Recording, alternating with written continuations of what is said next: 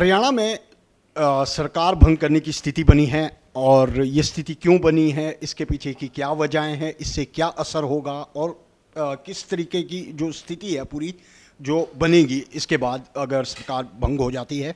Sir, ये जो सरकार भंग करने की चर्चाएं हो रही हैं, जो स्थिति बन रही है, ये सबसे पहले जानना चाहिए कि क्यों बन रही है। देखिए भूपेंद्र जी कि सबको पता है कि हमारे विधानसभा का पिछला सेशन 13 मार्च को हुआ था और 13 मार्च हमारी जो कॉन्स्टिट्यूशन की स्कीम है आर्टिकल 174 आर्टिकल 85 जो पार्लियामेंट के बारे में कहते हैं कि 6 महीने का टाइम 2 सेशन के बीच का नहीं होना चाहिए। तो उसके हिसाब से 12 सितंबर तक सेशन आना ज़रूरी है और 12 सितंबर अब कल हो गई है। कल तक अगर सेशन नहीं हुआ तो फिर सरकार के पास दूसरी ऑप्शन रह जाती है कि विधानसभा को डिसॉल्व कर दें और डिसॉल्व करके केयरटेकर गवर्नमेंट रखें और सरकार चलाएं।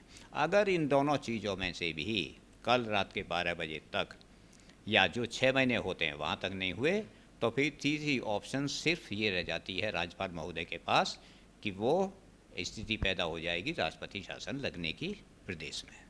सर, पहले तो ये कि अगर भंग कर देती है उसका जो असर होगा, जैसे कैबिनेट है, विधायक हैं या जो पूरा सिस्टम है, स्पीकर हैं, डिप्टी स्पीकर है, इनका जो पोजीशनिंग है वो कैसी बनती है फिर अगर भंग हो जाता। देखिए जब काउंसिल ऑफ मिनिस्टर्स रिकमेंड करती है डिसोल्यूशन करने के लिए तो वहाँ एक प्रोविज़न है कि केयरटेकर गवर्नमेंट रख सकते हैं। राज्यपाल महोदय कह सकते हैं कि जब तक कोई अल्टरनेट अरेंजमेंट नहीं होता आप कंटिन्यू कीजिए।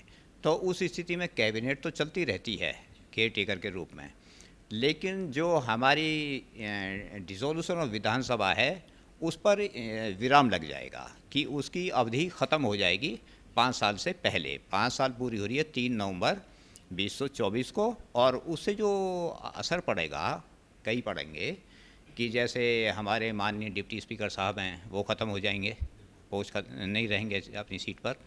हमारे जो मेंबर्स को फैसिलिटीज़ मिलती हैं, जो भी एमिनिटीज़ एंड फैसिलिटीज़ हैं, सैलरीज़ हैं, अलाउंसेस हैं, वो सब बंद हो जाएंगे और जो उनकी एकोमोडेशन इसी में आती हैं, फ्लैट्स और ये सभी चीज़, वो सारी सुविधाएं बंद हो जाती हैं। तो इसका एक असर ये भी होता है।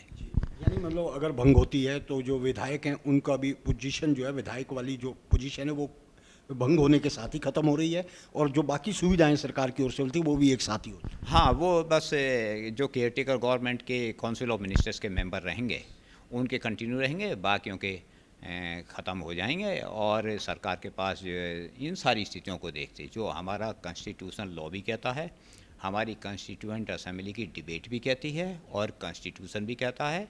अब क्योंकि समय कम है, सेशन के लिए भी टाइम शायद नहीं है, आप लोगों को पता है, तो अब डिसोल्यूशन ही गवर्नमेंट के सामने एक रास्ता दिखाई दे रहा है और उसी से लगता है कि शायद गवर्नमेंट कोई ऐसा डिसीजन ले ले शाम तक।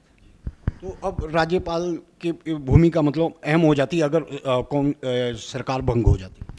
देखो राज्यपाल जी तो हेड हैं स्टेट के, जैसे ही वो हमारी विधानसभा के पार्ट हैं वैसे वो स्टेट के एग्जीक्यूटिव के हेड भी हैं।